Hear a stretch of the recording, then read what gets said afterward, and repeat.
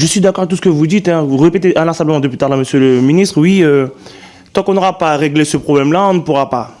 Bon, je réitère ma question.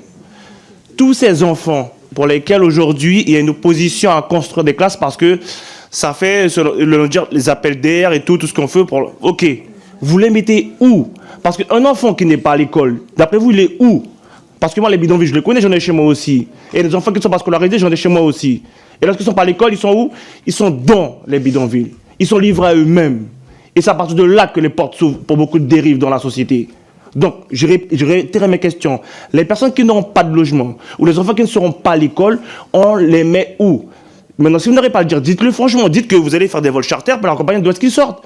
Mais on ne peut pas nous dire, depuis tout à l'heure, j'entends oui, on ne peut pas. D'accord. Mais ces gens-là, vous les mettez où? On fait quoi avec? Donc, s'il faut les raccompagner, dites, on va tous les raccompagner chez eux. Dites-le clairement. Mais parce que jusqu'à présent, vous ne me dites pas ce que vous allez faire avec ces gens-là. Et un enfant qui est libre à lui-même dans la société, vous savez très bien ce qui va se passer derrière. Moi, je le connais au quotidien chez moi. Merci. Et les Mahorais le savent très bien aussi. Donc, je veux une réponse claire, s'il vous plaît. Toutes Merci, ces personnes-là, qu'est-ce qu'on fait? Merci. Monsieur Riemann, expulser des dizaines de milliers de personnes des bidonvilles et les ramener chez eux, c'est une opération d'une très grande difficulté. Donc, moi, je ne vais pas le nier. Hein. Je ne sais pas où ça a été fait ailleurs. Donc, entre votre exigence légitime et ce que dit Madame la rapporteure, ce que dit l'autre parlementaire, l'autre député de Mayotte, ce que nous disent les élus mahorais, il va falloir trouver un chemin. Il sera difficile. Moi, je ne suis pas venu ici pour dire qu'on va faire ça tranquillement. Mais est-ce qu'on peut se permettre d'avoir ces bidonvilles? Non. Est-ce qu'il faut reconduire l'immense majorité de ces irréguliers de là où ils viennent, notamment aux Comores? Oui. Oui. Et comment? Ça va être toute la difficulté. Mais on ne va pas le faire en mettant en place... Oui, bien sûr que c'est la responsabilité de l'État. Ben oui, c'est la difficulté de gouverner, ça je vous le confirme. Et la difficulté de gouverner d'un côté et la facilité d'être dans l'opposition. Donc, de toute façon, dans les jours, dans les semaines, dans les mois qui viennent, il n'y a pas d'autre solution que de démanteler ces bidonvilles, y compris parce qu'on a besoin de foncier ou parce qu'ils sont installés dans des secteurs particulièrement dangereux, et de reconduire à la frontière ces personnes. Il n'y a pas d'autre choix. Le comment? Écoutez, les ministres de l'Intérieur, de la Défense, ou moi-même, viendront le dire, ça ne sera pas facile, mais il n'y a pas d'autre solution. Sinon, Mayotte explose. Les situations sont extrêmement difficiles. Moi, il se trouve que j'ai travaillé dans le cadre du plan de développement France-Comores pendant plusieurs années, et que si les conditions de vie sont difficiles à Mayotte, elles sont absolument misérables aux Comores. Il faut que vous sachiez ce que c'est quand on est une sage-femme formée, d'avoir à faire des accouchements sans eau, en frottant ses mains avec du sable pour enlever le sang. Il faut que vous sachiez ce que c'est effectivement que de vivre dans certains villages des Comores.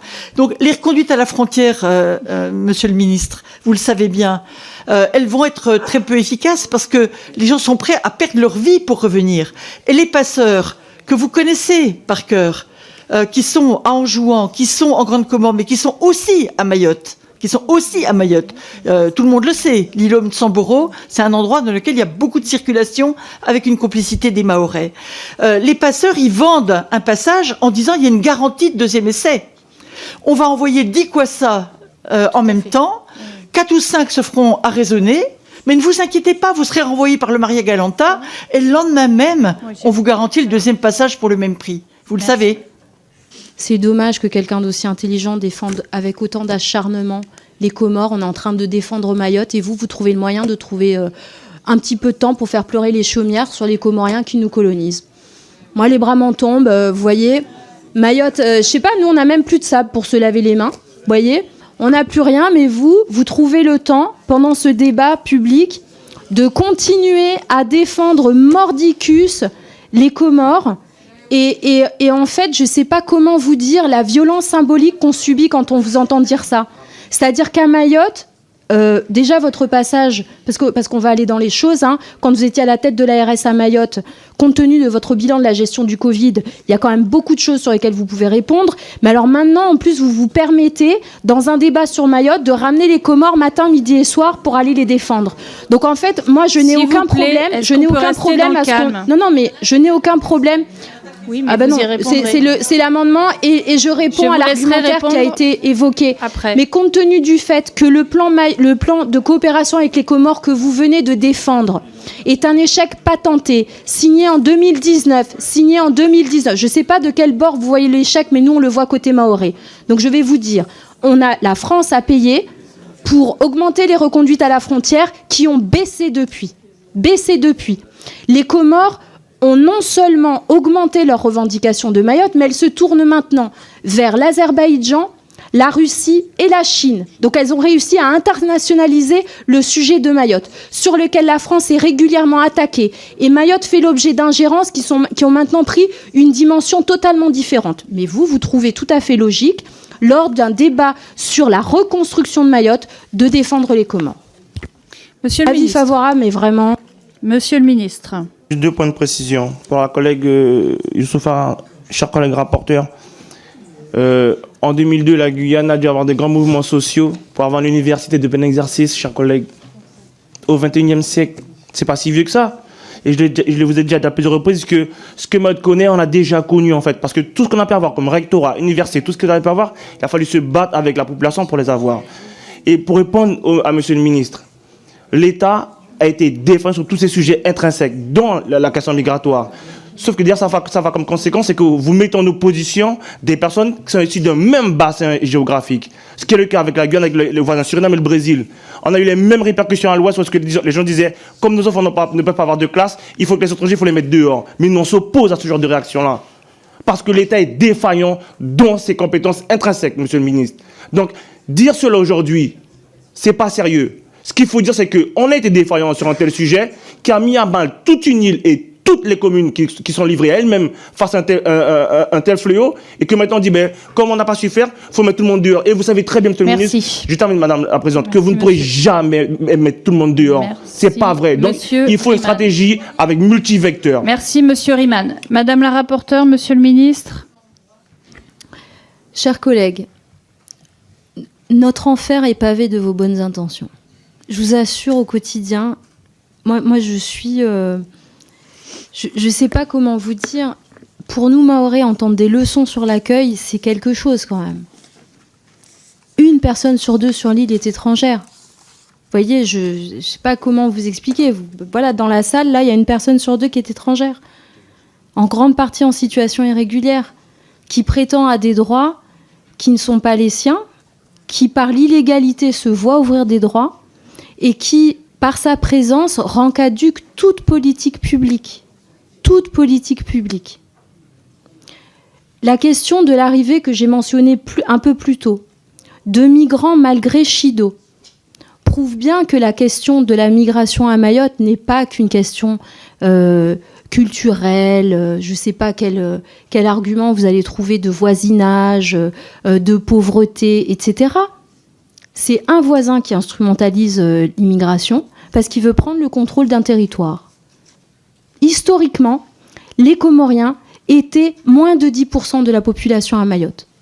Et la population étrangère comorienne a explosé en 15 ans. Et ça renvoie au fameux visa Balladur que vous dénoncez. Alors juste qu'on soit bien clair sur le visa Balladur. Sauf erreur, les Comores ont choisi l'indépendance. Il y a donc une frontière. Et où j'ai manqué un épisode, mais les Comores ne font pas partie de la France. Il n'y a pas de vocation à ce qu'il y ait une libre circulation parce qu'il y a une frontière et qu'on l'exerce. C'est l'objet d'un visa.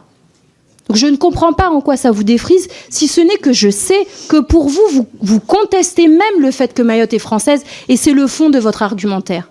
Ah si, parce que beaucoup d'entre vous, pardon, mais si c'est pas vous personnellement, il y a beaucoup de vos collègues qui sont avec moi en commission des affaires étrangères et que j'ai déjà subi leurs assauts pour m'expliquer que nous sommes tous frères, tous cousins, c'est la même île, on est dans un même archipel. Moi, je vous renvoie que, 1, la proximité culturelle, linguistique, c'est l'argument de l'Anschluss. Et que de 2, les Antilles, les Antilles, c'est un même archipel et c'est pourtant une quantité différente de pays.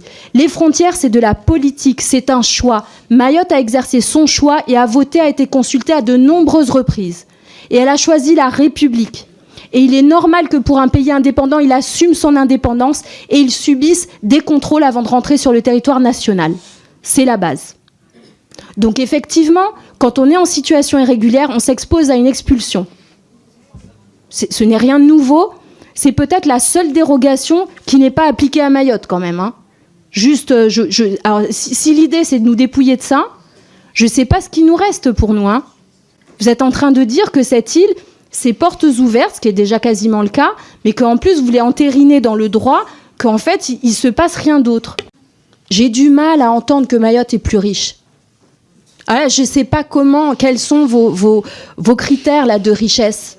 Parce que nous, on n'a pas d'eau, pas d'électricité, rien à bouffer. Et vous trouvez le moyen de justifier l'immigration clandestine qui continue aujourd'hui. Et vous avez même l'outrecuidance de parler de nous aider le pays qui nous revendique et qui instrumentalise sa population en disant, dans le maigre programme de reconstruction de Mayotte, il faut inclure les Comores. Magique. Moi je sais, les mots me manquent parce que c'est tellement hors sol sur le droit du sol que, en fait, à Mayotte, on n'arrive plus à vous entendre. Non seulement vous ne venez pas, mais en plus, vous vous permettez des discours qui alimentent les ingérences étrangères sur notre sol. C'est quand même incroyable de trouver le luxe à des personnes qui n'ont plus de toit de dire continuez à accueillir. Je trouve ça d'une obscénité qui dépasse les bornes. Et si vous nous permettez d'avoir un débat qui soit respectueux, évitons cette partie-là. Parce que vraiment, c'était déjà pénible avant. Mais là, vraiment, quand on n'a pas d'eau, pas d'électricité, pas de bouffe, nous dire que le voisin qui a été épargné par le cyclone est tout à fait légitime à venir chez nous, là, si vous voulez, ça devient un dogmatisme qui dépasse l'entendement. Sur la question de l'aide aux Comores. S'il vous plaît. Sur la question de l'aide aux Comores, parce que je vais aller au bout du propos. Un accord de coopération pour lutter contre l'immigration clandestine a été signé en 2019 pour aider les Comores. On leur verse 200 millions d'euros. À date, en 2019, les reconduites à la frontière étaient de 27 000 reconduites à la frontière. L'année dernière, 20 000. C'est-à-dire que plus on paye les Comores, moins on a de reconduites à la frontière. Ne serait-ce qu'en termes d'efficacité de la dépense publique, c'est un non-sens. Vous pouvez soutenir la chaîne Hémicycle en utilisant le bouton « Rejoindre » qui se trouve sous la vidéo pour un abonnement sans engagement à 2,99 € par mois. Vous pouvez également utiliser le bouton « Merci » pour un soutien ponctuel. Votre aide nous permet de financer les nombreuses heures de recherche, le travail éditorial et de mettre en lumière des séquences que les grands médias ne montrent pas toujours. Merci pour votre soutien.